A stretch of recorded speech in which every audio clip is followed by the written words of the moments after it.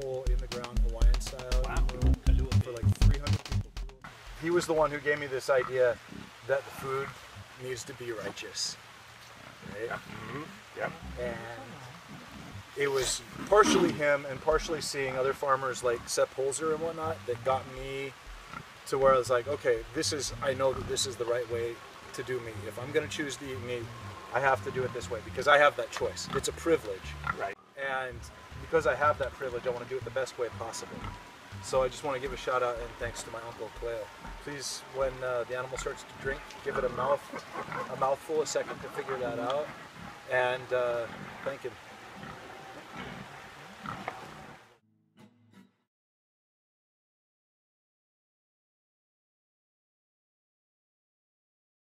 They've gotten the lowdown of the farm. Yeah, we should probably go around and do an introduction and then cover what the stations and how this operation works are. Yeah, let's do an introduction. Why don't you start, Mr. OMC?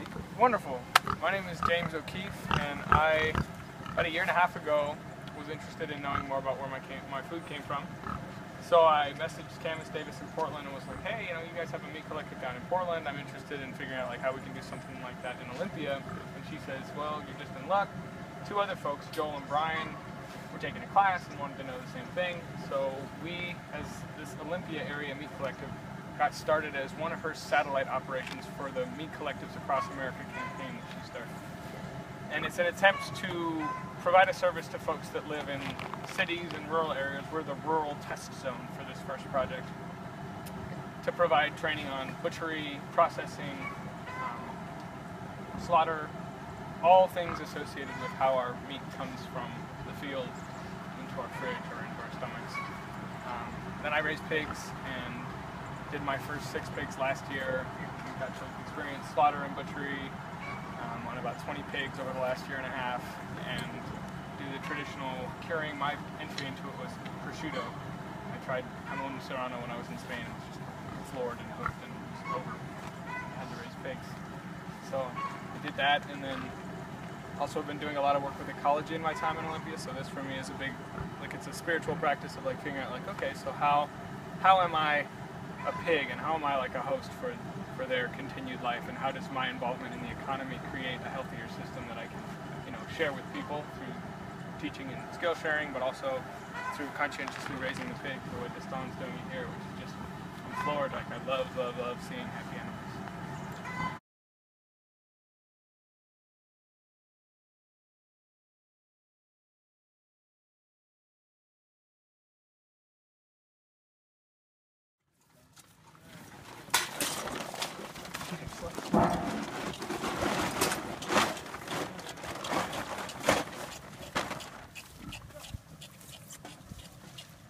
To the side of it, you can feel it with your knife, and if you can get the back end, the non-sharp end of your knife against that, you can scoot it back to the spine.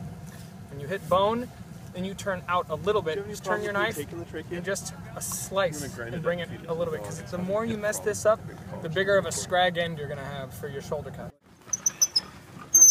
So this is actually a little bit high. I wanted to actually come in probably around right here. Okay. One of the things we can do to get the blood out is pump the legs. If there's any excess blood in here, go ahead.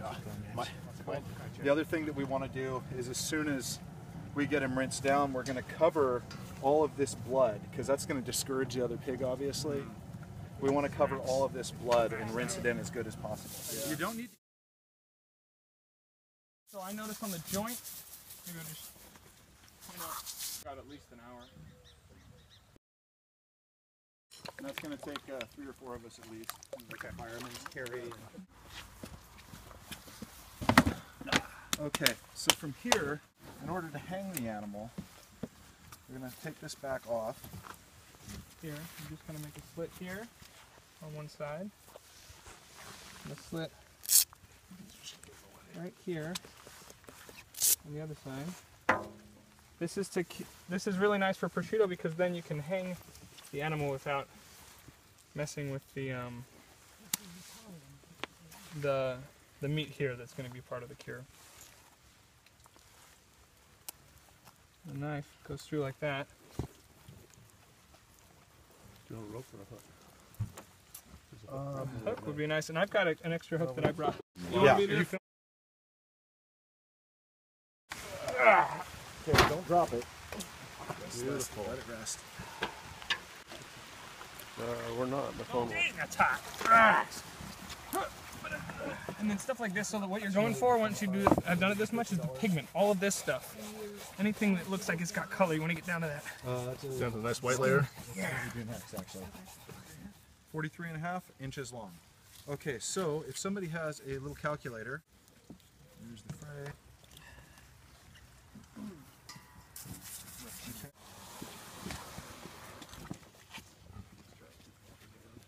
Up.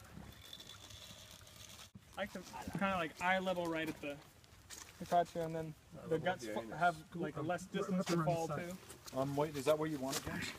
I like it even down a little bit more, just like right here, and to keep poop from coming out. I get you, and So, I do want to do One on that. either side. Yeah. Oh, he's gonna bung it. Oh. I do the bung it. I saw a guy for one of my pigs, just didn't do anything. He split it open like this, left it all attached up there, all the way down to the jaw, all the way down to the jaw, and pulled. And the bung came down with everything. He just did a little trick, Yep. all of it at once. I was just, the pros at this are super amazing. Another thing is just like a super sharp knife is always really nice. So I feel like I've got enough of this right now to come down and tire off. So I'm gonna have somebody who I can hand the knife to, and I just take string here, get it in there, get it all around, and then if I'll have somebody come here and tie this, there you go. So this I just try to get it real light and start opening her down the center, and I just go right through the skin, all the way down, and I'm just using the sharp part of the knife all the way down to the breastbone. Easy because of the pressure. This layer of fat underneath. Then you get back to muscle. You can see the seam already between the pieces, so we're working kind of just trying to get below until I hit the lining. And there it is. Not going there yet. I like to get it open up at the hip bones first, and then I can bring it all through and disconnect all the tissue that has all the tubes that are running to the out. Right?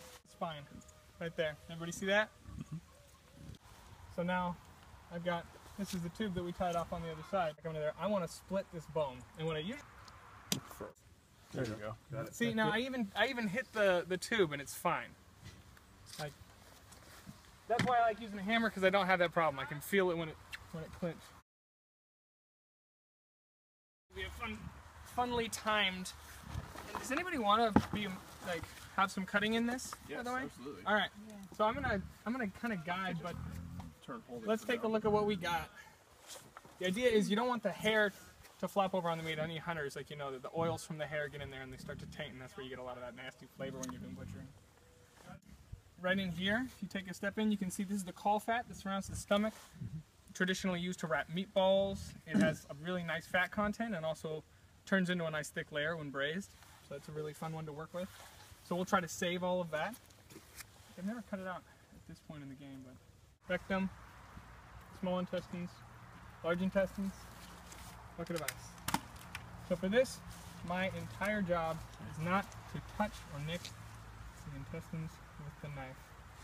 Good hunting technique is to guide the knife in like this. If you've got, sometimes I'll just stick it in between my two fingers like that and then guide it down. And I might do this part just so we don't have stuff. So basically I can feel the intestines with the back of my hand, and with the knife I'm just coming down like that. If anybody else feels called? Yeah. You feel comfortable doing it? Sure. Okay. Just make sure you always know where the tip of the knife is, and then the knife lightly. Nope. Because they're coming out first. What all that caul fat? It really Go for it. brings home about being healthy.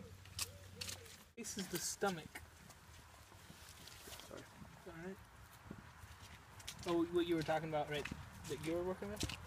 Yeah, that noise that we heard was the air aspirating out of the lung cavity. Oh, Look at that. Now, can we just get a knife and go across here Give me.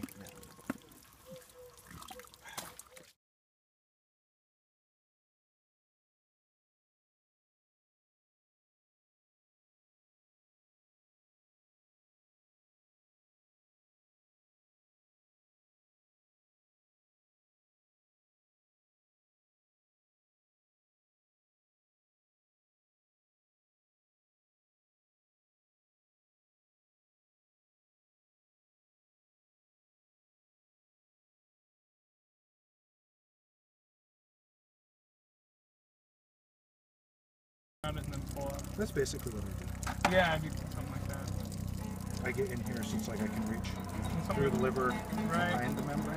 Right. And then from here, and drive my thumb down like that through it, and then it comes out. Nice. Nice work. Beautiful.